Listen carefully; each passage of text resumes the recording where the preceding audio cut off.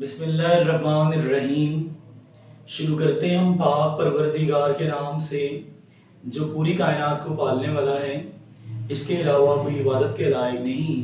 अच्छा जी dear students, हम आज अपना फर्स्ट ईयर बायोलॉजी चैप्टर 1 का जो नेक्स्ट लेक्चर है उसे स्टार्ट करते हैं, जिसमें हम डिजीज कंट्रोल के तीसरे हेड को डिस्कस करेंगे, drug treatment. First of all, antibiotics used to kill the bacteria.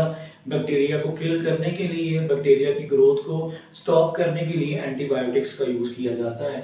उसके बाद है रेडियोथेरेपी।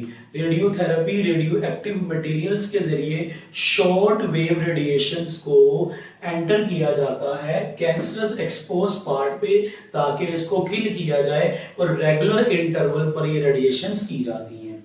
उसके बाद है कीमोथेरेपी। कीमोथेरेपी ही बी कैंसर से रेलिवेंट ट्रीटमेंट है, केमिकल्स के जरिए administrating the certain cancerous anti cancerous chemicals to the patient at regular intervals. Regular interval पे पेशेंट्स को एंटी कैंसरस केमिकल्स दिए जाएंगे, जिससे कैंसरस पार्ट तो किल होगा ही, लेकिन साथ जो नॉर्मल सेल्स हैं वो भी, मतलब उनकी भी डेथ हो सकती है। उसके बाद है जीन थेरेपी।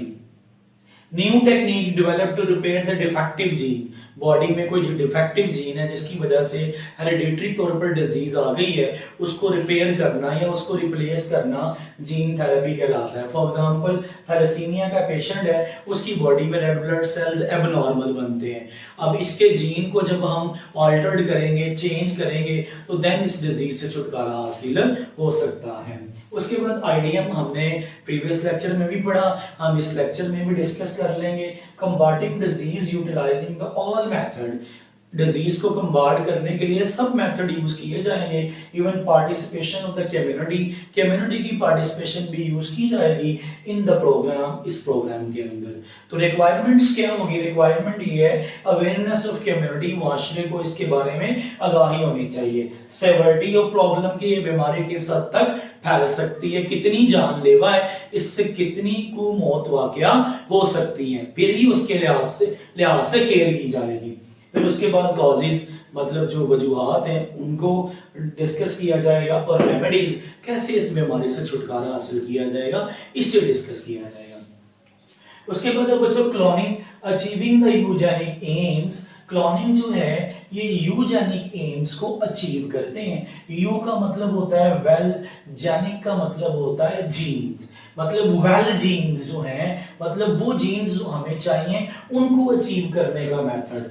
क्लोन एक सिंगल सेल और एक इंडिविजुअल एसेक्सुअली अपने ऑफस्प्रिंग को प्रोड्यूस कर सकता है। टेक्नोलॉजी इतनी बढ़ गई है कि एक सिंगल सेल तक हम क्लोन करने की एबिलिटी रखते हैं। All the member of the clone are genetically identical except when mutation occur.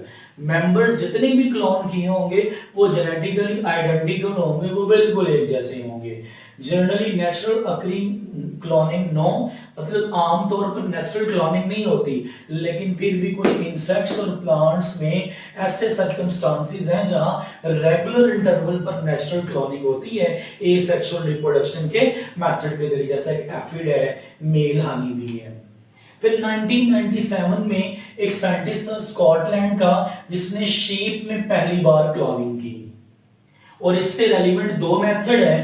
पहला मेथड है बेटा कि हमारे पास एक फर्टिलाइज्ड एग है, उस फर्टिलाइज्ड एग का न्यूक्लियस रिमूव किया, दूसरी जानिब हमारे पास फुली डेवलप्ड इंडिविजुअल सेल है, वो सेल जिसके यूजेनिक एम हमें चाहिए, वो जानदार जिसके करैक्टर हमने चाहिए, उस सेल को लिया, उसमें से उसका न्यूक्लियस निकाला, और ये जो खाली हमारे पास फर्टिलाइज्ड जाइगोट था, फुली डेवलप्ड न्यूक्लियस हमने इसमें एंटर कर दिया, और हमारे पास अल्टर्ड जाइगोट बन गया। इसको हम इम्प्लांट कर देंगे सूटेबल वॉर्म में।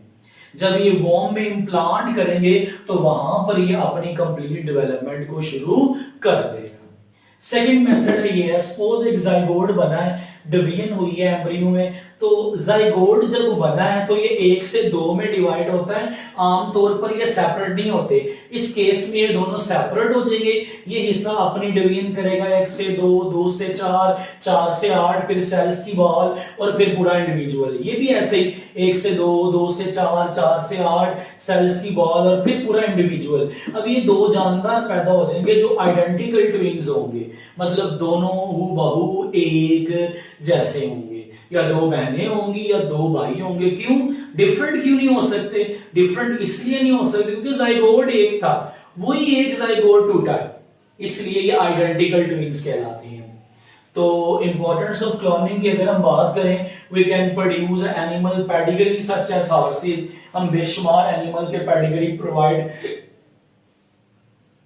प्रोवाइड कर सकते हैं।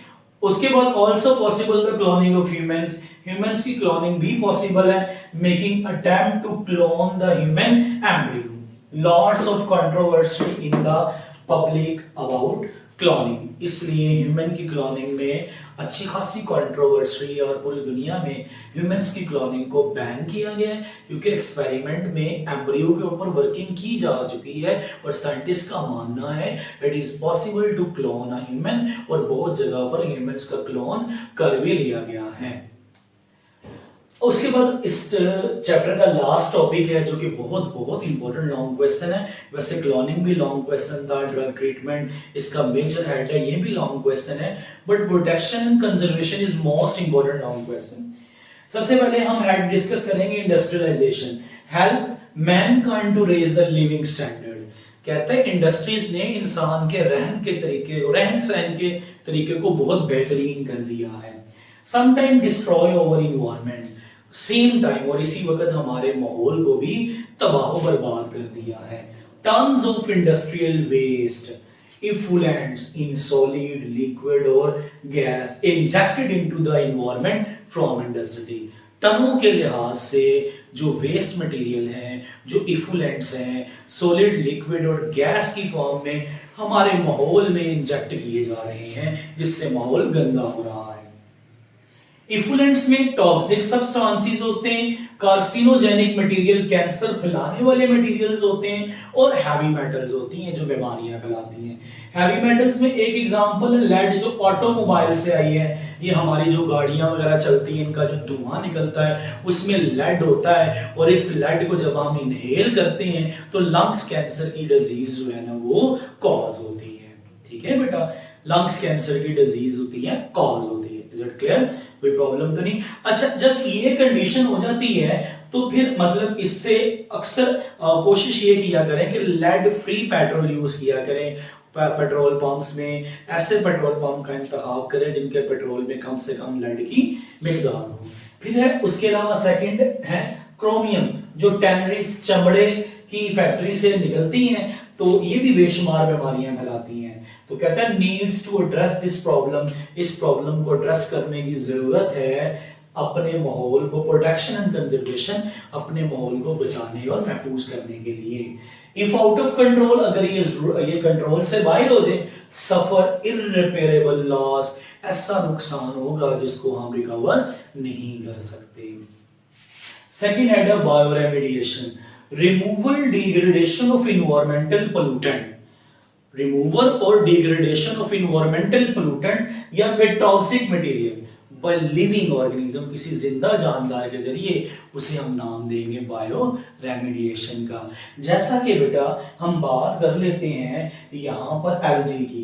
Algae have been formed to reduce the pollution of heavy metals by absorption. Algae उस जगह पर ग्रो करवा दिया जाएगा जहां हैवी मेटल्स की तादाद ज्यादा है, ताकि बायो एब्जॉर्प्शन से हैवी मेटल्स को खत्म किया जा सके।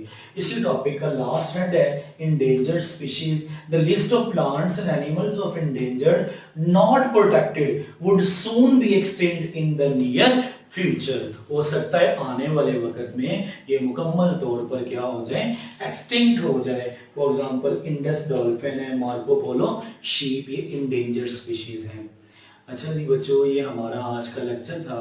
इसमें किसी भी किस्म का कोई मसला, कोई क्वेश्चन, कोई प्रॉब्लम है तो प्यारे बच्चों आप लोग पूछ सकते हैं, कमेंट सेक्शन में क्वेश्चन कर सकते हैं। मेरी वीडियो को लाइक भी कीजिएगा, सब्सक्राइब भी कीजिएगा और मेरी वीडियो को शेयर भी कीजिएगा ताकि ज़्यादा से ज़्यादा स्टूडेंट्स इससे फ़ायदा हासिल कर सकें।